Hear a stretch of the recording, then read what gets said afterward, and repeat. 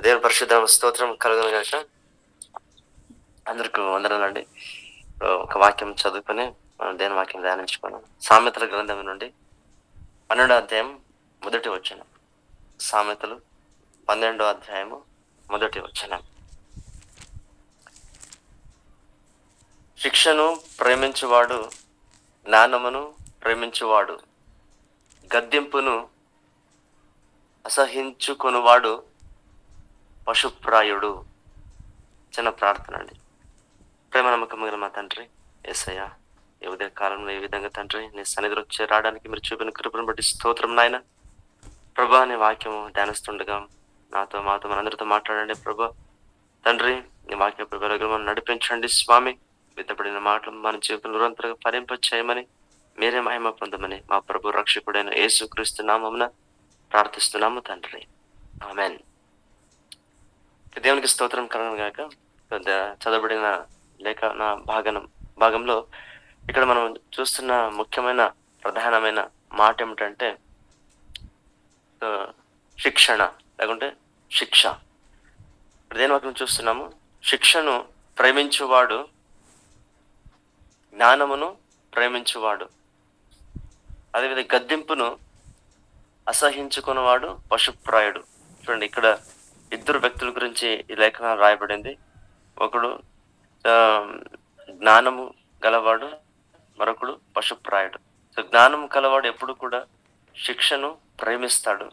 So పశుప్రాయుడు గద్దింపును అసహించుకుంటాడు. ఇంకా శిక్ష పడితే ఇంకా ఒప్పుకోడు. ఇక 13వ అధ్యాయం కూడా ఒకసారి మనం చూసినట్టయితే చూడండి, 13వ అధ్యాయము మొదటి వచనంలో, తండ్రి శిక్షించిన కుమారుడు జ్ఞానము గల వాడగును, అపహాసకుడు గద్దింపునకు లోబడడు. ఇక్కడ కూడా మనం చూస్తున్నాము, జ్ఞానము గలవాడు ఎవడు, సో గద్దింపునకు లోబడిన వాడు ఎట్టివాడు. సో గద్దింపును ఎవడైతే తండ్రి శిక్షను ఒప్పుకుంటాడో అటువంటి కుమారుడు జ్ఞానం గల కుమారుడుగా మారతాడు. గద్దింపునకు లోబడిన వాడు, శిక్షను ఒప్పుకున్న వాడు అపహాసకుడుగా ఉంటాడు, పశుప్రాయుడుగా ఉంటాడు అని లేఖన భాగంలో మనం చూస్తున్నామండి. సో దేవునికి స్తోత్రము. ముఖ్యంగా మనం గమనించినట్లయితే క్రైస్తవ జీవితంలో, దేవుని ఒక ప్రజల జీవితంలో, సో దేవుడు విషయంలో మనము సాధారణంగా అన్ని ఒప్పుకుంటామండి. దేవుడి నుంచి దేవునిలు కావాలా, దేవుడి నుంచి మనకు అన్ని మేలు జరగాల, దేవుడు మంచివాడు, గొప్పవాడు, భలేవాడు అని మనం బాగా దేవుణ్ణి పొగుడుతాం, ఒప్పుకుంటాం, దేవుని స్తుతిస్తాము, అంత చేస్తాము. అయితే సాధారణంగా మనిషి దేవుని నుంచి ఏది ఇష్టపడడు అంటే, దేవునిలో ఏది ఇష్టపడడు అంటే దేవుడి నుంచి వచ్చే క్రమశిక్షణ. శిక్షణ సాధారణంగా మనిషికి ఇష్టం కాదు. ఇక్కడ లేఖనాలు చూస్తున్నాము, ఇద్దరు వ్యక్తులు మనం చూస్తున్నాం కదా. ఎవరైతే ఆ ఒక శిక్షణను ప్రేమిస్తారో, ఒప్పుకుంటారో, నా మంచి కొరకు, నా మేలు కొరకు అని, అటువంటి వాడు జ్ఞానం గలవాడవుతాడు. సో ఎవరైతే శిక్షను తృణీకరిస్తాడో, గద్దింపును అసహించుకుంటాడో వాడు పశుప్రాయుడు అవుతాడు, అపహాసకుడు అవుతాడు అని మనం చూస్తున్నాం. సో దేవుని బిడ్డలుగా మనలో చాలా మంది ఏ ఒక కేటగిరీలో ఉంటున్నాము అని ఒకసారి మనల్ని పరీక్షించుకోవాలండి. సో ఎందుకు మనం చూసినట్లయితే దేవుని వాక్య భాగంలో, బైబిల్ అంతటిలో మనము చూసినట్లయితే దేవుడు రాజులనైనా శిక్షించాడు, ప్రవక్తలనైనా ఆయన వదిలిపెట్టలేదు. ప్రవక్తలను కూడా దేవుడు గద్దించాడు, శిక్షించాడు. సామాన్యులను కూడా దేవుడు ఒకే రీతిగా చూశాడు. ఆయన శిక్షణలో అందరూ కూడా ఉన్నారు అని మనం చూస్తున్నాము. సాధారణంగా మనిషి యొక్క టెండెన్సీ ఏమిటంటే, తప్పు చేసినప్పటికీ కూడా తను ఒప్పుకోవాలా అనేది మనిషి యొక్క టెండెన్సీ. గద్దించకూడదు, శిక్షించకూడదు, అప్పుడు కూడా మెచ్చుకోవాలనే అనుకుంటాడు. గద్దింపు, శిక్ష వస్తే మాత్రం సాధారణంగా ఇష్టపడడు. చూడండి, ఎప్పుడైతే ఆ ఒకవేళ తప్పు చేసినప్పటికీ కూడా ఆ విషయంలో గద్దింపు రాకపోతే, లేకుంటే శిక్ష పడకపోతే సాధారణంగా ఏం జరుగుతుందంటే, ఒక చిన్న కథ అండి. ఒకరోజు ఒక కుమారుడున్నాడు. ఆ కుమారుడు చిన్న వయసులో ఉన్నప్పుడు, బహుశా ఒక 3 ఏండ్లో, 5 ఏండ్లో ఆ వయసులో ఉన్నప్పుడు తను ఏం చేస్తున్నాడో తనకు తెలియదు. పక్కింటికి వెళ్ళినప్పుడు పక్కింట్లో ఒక చిన్న దువ్వెనే దొంగతనం చేసుకొనొచ్చి తీసుకొనొచ్చి అది అప్పటికి అతనికి తెలవదు, నేను దొంగతనం చేస్తున్నాను, ఇది తప్పని. అయితే ఎత్తుకొనొచ్చినాడు. తీసుకొనొచ్చి తన తల్లికి చూపించినాడు, ఇచ్చినాడు. తల్లి ఏం చేసిందంటే, ఆహ్, నా బంగారు కుమారుడని ఆహ్, ఆ కొడుకుని తన దగ్గర చేరదీసుకొని ముద్దు పెట్టింది.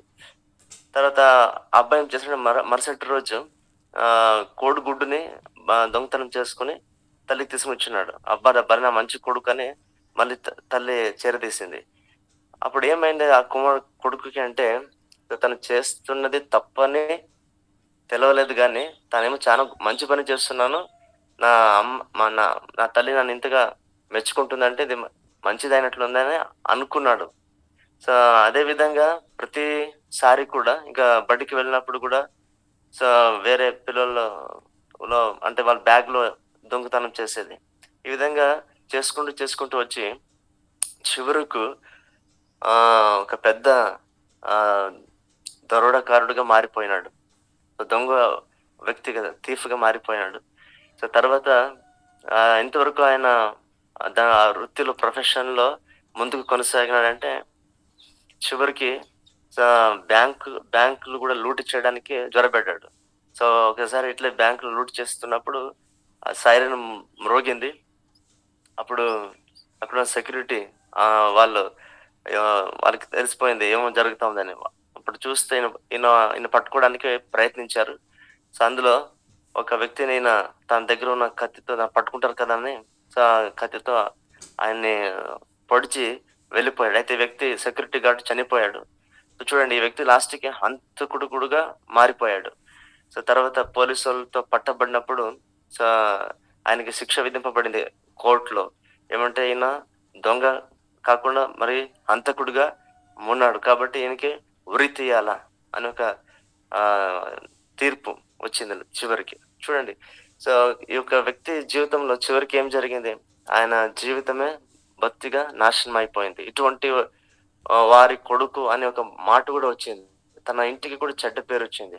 సో, దీనంతటికి కారణం ఏమిటంటే ఆహ్, ఆహ్, చిన్ననాటిలో ఆయన చేసిన తప్పు విషయంలో ఆయనకి గద్దింపు రాలే.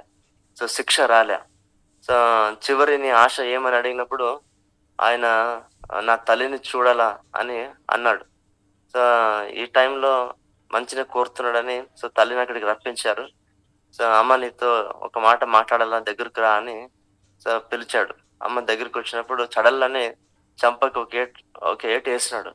అప్పుడు అమ్మకు చాలా కోపమొచ్చి, "ఏమిరా నీకింత శిక్ష పడుతున్నప్పుడు గూడా ఇంకా తన తల్లి అనుకోకుండా నన్ను కొడతావా?"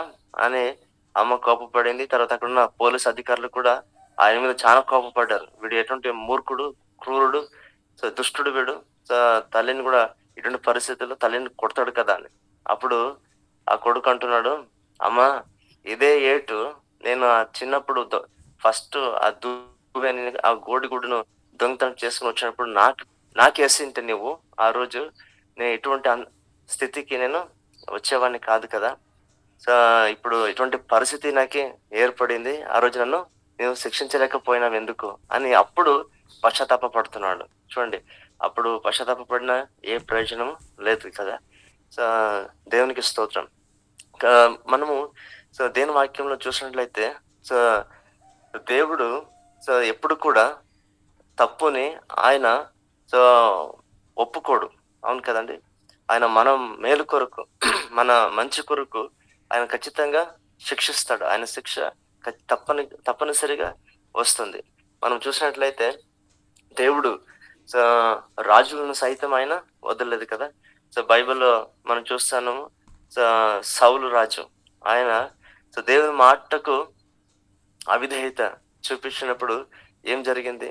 సో, అమాలేకుల్ని పూర్తిగా బొత్తిగా నువ్వు నాశనం చేయాలి, అక్కడ ఏది కూడా మిగిల్చకూడదు అంటే ఆయన రాజును మిగిల్చినాడు. అక్కడ మంచి మంచి గొర్రెల్ని, ఆయన పశువుల్ని మిగిల్చినాడు.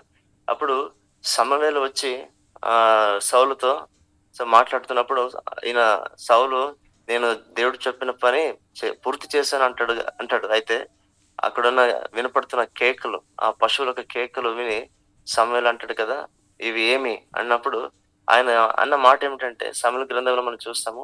సమూయేలు, మొదటి సమూయేలు 15వ అధ్యాయము 15వ వచనంలో ఆయన అంటాడు, ఇది నీ దేవునికి బలి ఇవ్వడానికి కొరకు సైనికులు వీటిని చంపకుండా తీసుకుని వచ్చారు అంటాడు. చూడండి, ఆయన మాట తీరు కూడా మారింది.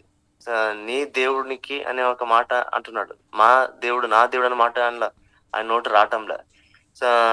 తర్వాత ఆయన తప్పుని సమర్థించుకునే ప్రయత్నమే అక్కడ చేస్తున్నాడు. అప్పుడు సమూయేలు ద్వారా ఒక మంచి మాట బయలువెడింది. ఏమంటే దేవుడు విధేయతను ఒప్పుకుంటాడు కానీ బలి అర్పణ కాదు. బలి అర్పణ కంటే దేవునికి విధేయతనే ముఖ్యము అని ఒక మాట అక్కడ సెలవిస్తూ, తర్వాత ఒక మాట అంటాడు, నీవు దేవుని మాటను తృణీకరించినావు కాబట్టి దేవుడు నిన్ను ఈ రాజరికం నుండి దేవుడు నిన్ను తృణీకరిస్తున్నాడు, నీ స్థానం నుంచి దేవుడు నిన్ను తీసేస్తాడు అని ఒక మాటను అక్కడ సెలవిచ్చినట్టు చూస్తున్నాం. అంటే దేవుని శిక్ష పడింది సౌలు రాజు మీద.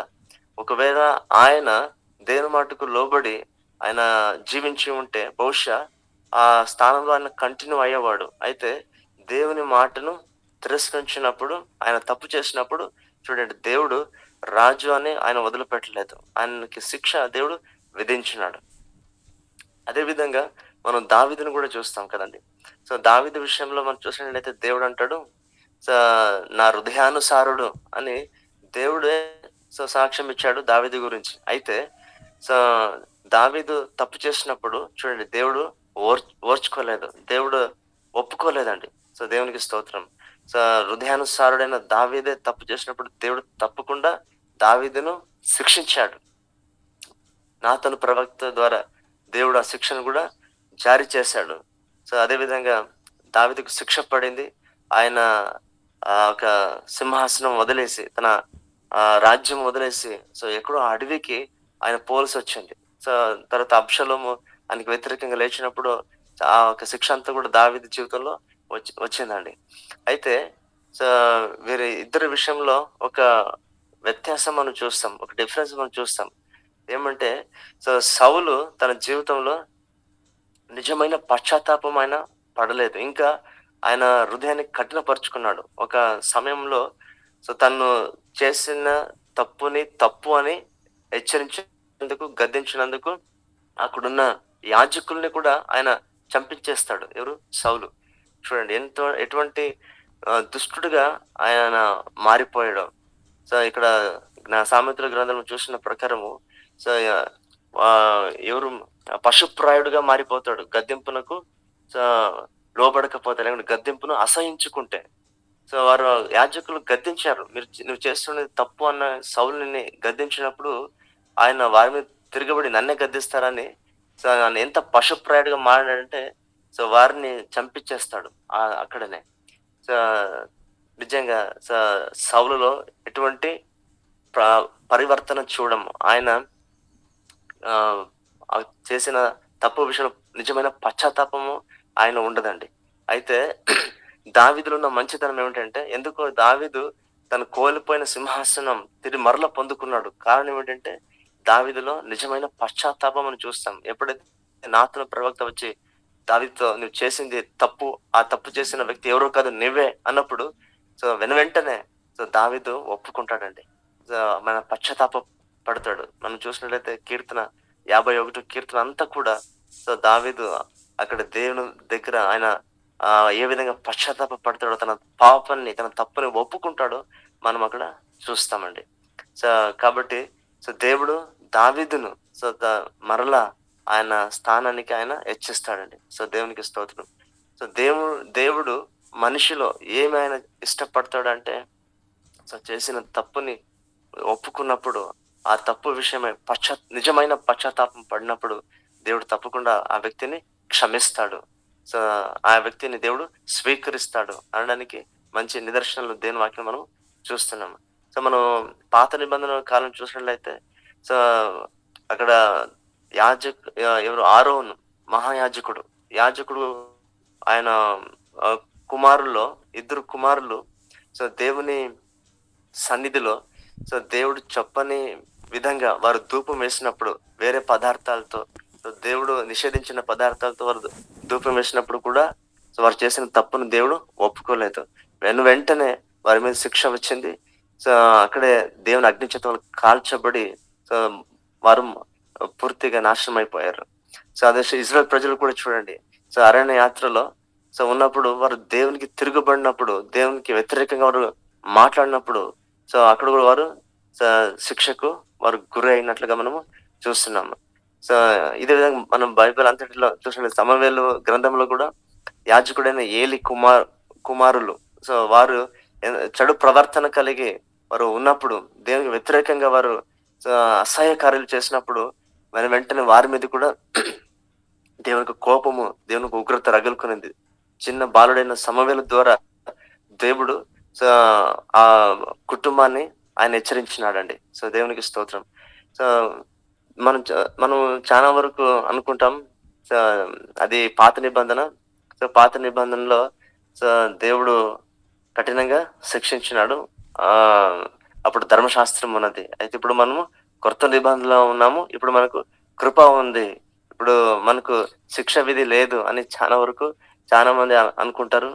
అది నిజం చెప్పాలంటే ఆ విధంగా ఎవరైతే అనుకుని కృపని ఒక తప్పు చేయడానికి లైసెన్స్ గా ఎవరైతే వాడతారో ఖచ్చితంగా వారు తమను తామే మోసపరుచుకుంటున్నారండి. ఇటువంటి దుర్బోధలు ఈ లోకంలో ఇప్పుడు సో ఎక్కువగా మనము చూస్తున్నాం. కృపను గురించి వారు ఎక్కువగా హైలైట్ చేసి సో కృప ఉంది కదా, అందుకే మనము పత్రికలు చూసినప్పుడు పౌలు అంటాడు, కృప ఉందని మనము పాపం చేయవచ్చా? దేవుడు దాన్ని సమర్థిస్తాడా? ఎంత మాత్రం కూడా సమర్థించాడు. సో మనకు నిజం చూసినట్లయితే కొత్త నిబంధనలో దేవుడు తప్పు చేసినప్పుడు శిక్షించలేదా? తప్పకుండా శిక్షించడండి. దేవుడు ఒప్పుకోలేదు. మనం చూస్తాము కొత్త నిబంధనలో యేసయ్య కాలంలోనే దేవాలయాన్ని వారు దొంగల గుహలుగా మార్చినప్పుడు యేసయ్య చూసి ఓర్చుకున్నాడా? ఊరికే ఉన్నాడా? లేదు కదా. ఆయన కొరడ తీసుకొని అక్కడ వారిని అందరినీ ఆయన కొట్టి ఆయన వెలగొట్టినాడు. ఆయన కోపం ఎంత ఆ రోజు వచ్చిందో సో మనం చూడగలమా. సో దేవాలయాన్ని ఆ విధంగా శుద్ధీకరించినట్లుగా మనం చూస్తున్నాము. సో అదే విధంగా మనం చూసినట్లయితే అపోస్తలుల కార్యంలో సో హన్న తర్వాత సఫైరా సో వీరు ఇద్దరు సో కొత్తగా సంఘం ఏర్పడిన ఆ తొలి రోజుల్లో మనం చూస్తాము. సో వారు దేవునికి సో వారు ఏమైతే సమర్పించుకొని ఇచ్చిన ఒక కానుకలో సో వారి యొక్క పొలాన్ని అమ్మి వారు ఇచ్చే కానుక విషయంలో వారు తప్పు చేశారు. సో ఇద్దరు సమకూడి మాట్లాడుకొని సో కానుకలు కొంత భాగం వారు దాచిపెట్టి సో మేము అమ్మింది ఇంతకే, ఈ మొత్తానికే, ఇదంతా కూడా దేవునికి సమర్పిస్తున్నామని అపోస్తలుల పాదాల దగ్గర వారు తెచ్చి పెట్టినప్పుడు సో పేతురు ద్వారా దేవుడు వారితో మాట్లాడతాడు కదండి. సో అప్పుడు ఏం జరిగింది? వెంటనే సో వారి మీద శిక్ష పడింది. సో అననీయ సఫారియా మీద, అవును కదా. సో ఇద్దరు భార్య భర్తలు ఒకే రోజు సో వారు ప్రాణాన్ని కోల్పోయినారు. సో సంఘం అంతా విన్న వారందరూ కూడా భయపడిన ఒక విషయాన్ని మనం చూస్తున్నాం. సో క్రొత్త నిబంధనలు కూడా దేవుడు ఓర్చుకోలేదండి. సో తప్పుని ఆయన సో ఎప్పుడు సమర్థించాడు. సో మళ్ళీ నిజంగా మనం చెప్పాలంటే సో దేవుడు క్రొత్త నిబంధనలో ఇంకా పటిష్టంగా చేశాడు తన ఒక ఆజ్ఞను. సో తన ఒక విషయాన్ని మనం మత్తయి రాసిన సువార్తలో చూసినట్లయితే అక్కడ చూసాం కదా, పాత నిబంధన ప్రకారము తప్పు చేసిన తర్వాతనే, జరిగిన తర్వాతనే అది తప్పుగా నిర్ణయించబడి శిక్షింపబడితే యేసయ్య అంటాడు, సో మీరు కళ్ళతో చెడు చూపు చూస్తే కూడా నువ్వు అపరాధివే, సో నీ హృదయంలో నువ్వు పాపం చేసిన వాడివే.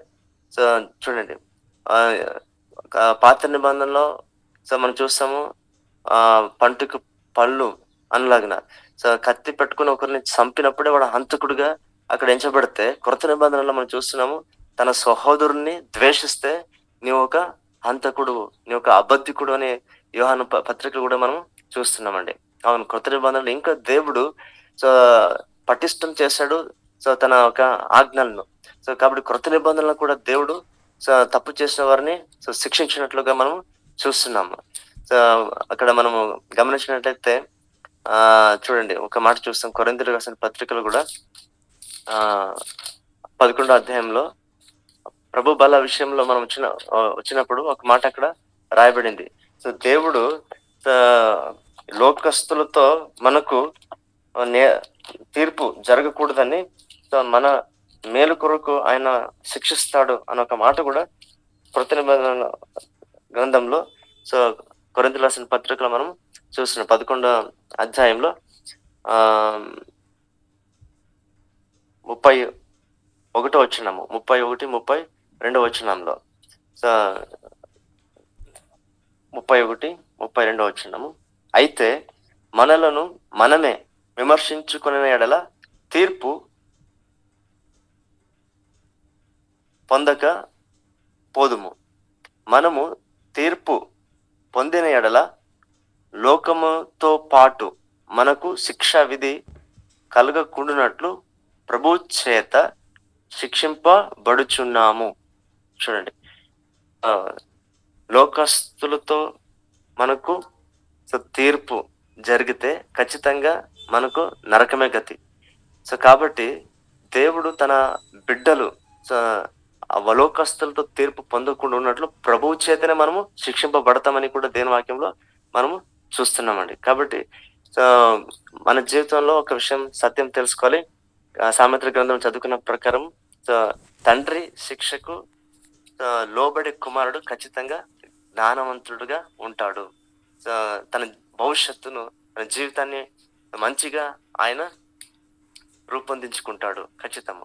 సో దేవుడు అసలు ఎందుకు శిక్షిస్తాడు?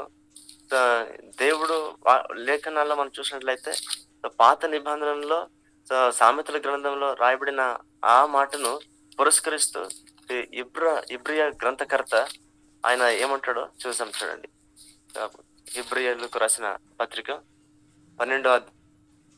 5వ వచనం నుండి, ఇది పాత నిబంధనలో అంటే సామెతల గ్రంథంలో రాయబడిన ఆ మాటని తీసుకొని ప్రస్తావిస్తూ ఇక్కడ చాలా బాగా దేవుని యొక్క శిక్షణ గురించి, దేవుడు ఎందుకు తన ప్రజలను శిక్షిస్తాడు, దేని కొరకు అని అక్కడ మనం చూస్తాం. 5వ వచనం నుండి, నా కుమారుడా, ఇబ్రియులకు 12వ అధ్యాయం 5వ వచనం నుండి, నా కుమారుడా, ప్రభువు చేయు శిక్షను తృణీకరించకుము, ఆయనను గద్దించినప్పుడు విసుకకుము. ప్రభువు తాను ప్రేమించు వారిని శిక్షించి తాను స్వీకరించు ప్రతి కుమారుని దండించును అని కుమారులతో సంబోధించినట్లు మీతో సంబోధించు ఆయన హెచ్చరికను మరచితిరి. శిక్షాఫలము పొందుటకై మీరు సహించుచున్నారు, దేవుడు కుమారులుగా మిమ్మను చూచుచున్నాడు. చూడండి, ఆ ఎంత మంచి మాట ఇక్కడ మనం చూస్తున్నాం. అదేవిధంగా మనము 10వ వచనం చదివినట్లయితే, ఈ లోకంలో ఉన్న శారీరక తల్లిదండ్రులు కొద్దిసేపటి యొక్క మేలును వారు లక్ష్యం తీసుకొని తమ కుమారులని వారు తప్పు చేసినప్పుడు శిక్షించినారు. ఎందుకు? నా కుమారుడు, నా కుమార్తె భవిష్యత్తు చెడిపోకూడదు, ఈ లోకంలో వాళ్ళు మంచిగా బ్రతకాలి, ఈ లోకం మట్టుకు మాత్రమే వాళ్ళు ఆలోచించారు. అయితే మన పరలోకపు తండ్రి దేని ఆలోచించి ఆయన తన బిడ్డలను మనల్ని క్రమశిక్షణలో పెడతాడు, శిక్షిస్తాడు అంటే 10వ వచనం చూస్తున్నాము, వారు కొన్ని దినముల మట్టుకు తమకిష్టము వచ్చినట్టు మనలను అనగా ఇహలోకపు తండ్రులు మనలను శిక్షించిరి గాని మనము తన పరిశుద్ధతలో పాలు పొందవలెనని మన మేలు కొరకే ఆయన శిక్షించుచున్నాడు. సో దేవునికి స్తోత్రం. మన మేలు కొరకే ఆయన మనల్ని ఎందుకంటే మనము ఆయన పరిశుద్ధతలో పాలు పొందాలి. ఆయన వాక్యం చూస్తున్నాం కదా, పరిశుద్ధత లేకుండా ఎవరు కూడా ప్రభువుని దేవుణ్ణి చూడలేడు. పరలోకంలో ప్రవేశించాలంటే ఖచ్చితంగా మనము పరిశుద్ధలై దేవుని కొరకు జీవించాలి. ఈ విషయం క్రొత్త నిబంధనలో రాయబడిన మాట. సో దేవునికి స్తోత్రం. కాబట్టి దేవుడు ఆయన పాత నిబంధన అయినా కొత్త నిబంధన అయినా ఎప్పుడైనా తప్పుని ఎప్పుడు కూడా దేవుడు సమర్థించడు, ఒప్పుకోడు. ఖచ్చితంగా తప్పుకు ఆయన శిక్ష విధిస్తాడు.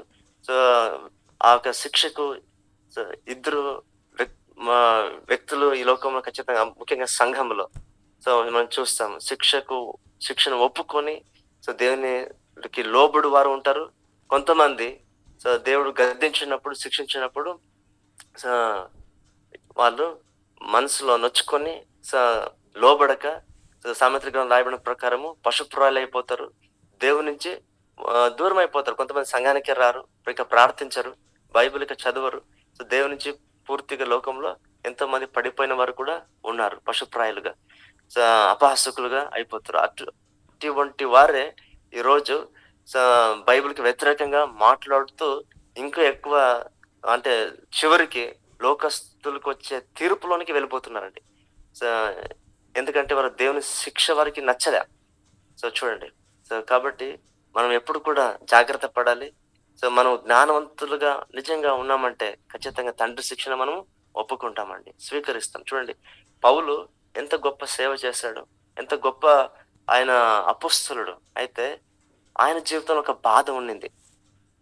ఆయనకున్న ఆ బాధను బట్టి ముమ్మారు ప్రభుకు ప్రార్థించినప్పుడు అక్కడ ప్రభు అంటాడు కదా, నా కృప నీకు చాలు, నీకు తోడుగా ఉంది. ఆ అధ్యాయంలో ఆయన అంటాడు, సో ఆయన గ్రహించినాడు, సో ఆయన జ్ఞానము గల కుమారుడిగా గ్రహించినాడు. ఎందుకంటే సో దేవుడు నాకు తెలియజేసిన మర్మములు ఎంతో గొప్పవి కాబట్టి నేను ఎక్కడ నా హృదయంలో గర్వపడతాను, గర్వం నాకు రాకుండా నిమిత్తము సో ఈ ఒక బాధ దేవుడు నా శరీరంలో ఉంచినాడు అని ఒక మాట ఆయన అక్కడ ఒప్పుకుంటాడండి. ఆయన చెప్తాడు, అంటే ఆయన తనకు వచ్చిన బాధను సో ఆ విధంగా ఆయన స్వీకరిస్తున్నాడు. సో దేవునికి స్తోత్రం. అవునండి, మనం చూస్తున్న గొప్ప గొప్ప సేవ చేసిన గొప్ప సేవకులు మన దినాల్లో కూడా వారు శరీర రీతిగా బాధకు లోనైనారు తమ చివరి దశలో. సో మన ఆంధ్రప్రదేశంలో ఏసన్నాను ఒక గొప్ప సేవకు దైవజనుడు, చివరికి ఆయన ఒక వ్యాధికి గురై చనిపోయాడు. మీరు వినేంటారు, రొనాల్డ్ బోంకే అని, చాలా గొప్ప సువార్థికుడు, ఆఫ్రికా ఖండాన్ని సువార్తతో నింపిన వ్యక్తి, ఎన్నో ఆత్మలు రక్షింపబడ్డారు. అయితే అటువంటి గొప్ప సేవ చేసిన రొనాల్డ్ బోంకే కూడా చివరి దశలో ఏమైనాడంటే ఆయనకి థ్రోట్ క్యాన్సర్ వచ్చింది. సో థ్రోట్ క్యాన్సర్తో ఆయన చనిపోయాడు. సో బైబిల్ మనం చూస్తాము, ఎలీషా గొప్ప ప్రవక్త. సో ఎలీషా రెండంతుల అభిషేకం పొందాడు. సో దేవుని కొరకు బలంగా వాడబడ్డాడు. అయితే చివరికి అక్కడ చూస్తాం ఆయన కూడా రోగంలో పడి ఆయన చనిపోయాడని ఒక విషయము అక్కడ చూస్తున్నాం. నేనేం చెప్తున్నానంటే సో దేవుడు సో ఏం చేసినా మన మేలు కొరకే ఆయన చేస్తాడు. సో దేవుడు సో అనుమతించే ఒక బాధ వాళ్ళకి ఒక శిక్ష అదేమైతే కూడా మన మేలు కొరకే. ఎందుకంటే వారు అంత గొప్పగా సేవ చేశారు. ఆ సేవను బట్టి వారు తమ హృదయంలో గర్వించి దేవుని నుంచి దూరము కారాదు అనేది దేవుని యొక్క ఉద్దేశమై ఉంటుందని నేను తలస్తున్నానండి. లూసిఫర్ ఎందుకు త్రోయబడ్డాడు పరలోకం నుండి? దేవుని దూతల్లో ప్రధాన దూత కదా. దేవుడిచ్చిన ఆతిథ్యతను ఆయన కోల్పోయాడు. ఎందుకంటే హృదయంలో గర్వించి నేను చాలా గొప్పవాడిని. లాస్ట్కి ఎంతవరకు పోయింది ఆ గర్వం అంటే, దేవుడు సర్వోన్నతునికి నేను సరి సమానము కావాలా, నేను దేవుడైపోవాలి. చూడండి, ఆ గర్వంతో చివరికి ఏ గతి పట్టింది ఆ ఒక దూతకు. కాబట్టి అటువంటి రీతిగా కాకూడదనే కొన్నిసార్లు దేవుడు కొన్ని విషయాలను ఆయన అనుమతిస్తాడు. అయితే ఆ విషయాన్ని మనం ఏ విధంగా ఒప్పుకుంటున్నామో లేకుంటే తిరస్కరిస్తున్నామో, నేను ఎంత సేవ చేశాను, నేను ఇంత గొప్ప సేవకుడిని, నాకేలా దేవుడు ఈ విధంగా రప్పించాడని ఒకవేళ అనుకుంటే వారు ఖచ్చితంగా విశ్వాసంలో నిలబడలేరు కదా. ఎవరైనా సరే, విశ్వాస అయిన గొప్ప సేవకుడైనా ఎవరైనా సరే. కాబట్టి మనకి జ్ఞానం గల కుమారులుగా మారాలి అని, బుద్ధి గల కుమారులుగా మనం ఉండాలని దేవుడు మన పట్ల ఆయన ఆశిస్తున్నాడు. మన జీవితంలో ఏం జరిగినప్పటికీ కూడా మనల్ని పరీక్షించుకొని దేవునికి మనం అప్పగించుకున్నట్లయితే ఖచ్చితంగా మనం దేవుని రాజ్యాన్ని కోల్పోము. ఆయన ఇవ్వబోతున్న ఒక మంచి భవిష్యత్తును మనము పొందుకుంటాము, కాపాడుకోగలుగుతాం. అదే వ్యత్యాసము సౌలులో మనం చూస్తున్నాము. దావీదు సౌలు ఇద్దరిలో మనం చూసినట్లయితే శిక్షకులు లోబడకుండా, ఒప్పుకోకుండా తన తప్పును సమర్థించుకునే ఒక లెక్కలో సౌలు తన తననే కోల్పోయాడు. అయితే తప్పుని సమర్థించుకోకుండా అవును తప్పు చేశాను, దేవా నన్ను క్షమించని తప్పును ఒప్పుకున్న దావీదు ఆ ఒక స్థానాన్ని మరలా పొందుకున్నాడు. సో దేవునికి స్తోత్రం. ఈ లేఖన భాగంతో దేవుడు సో మనందరినీ దీవించును గాక. దేవునికి స్తోత్రం. అందరికి వందనాలండి. Praise lord.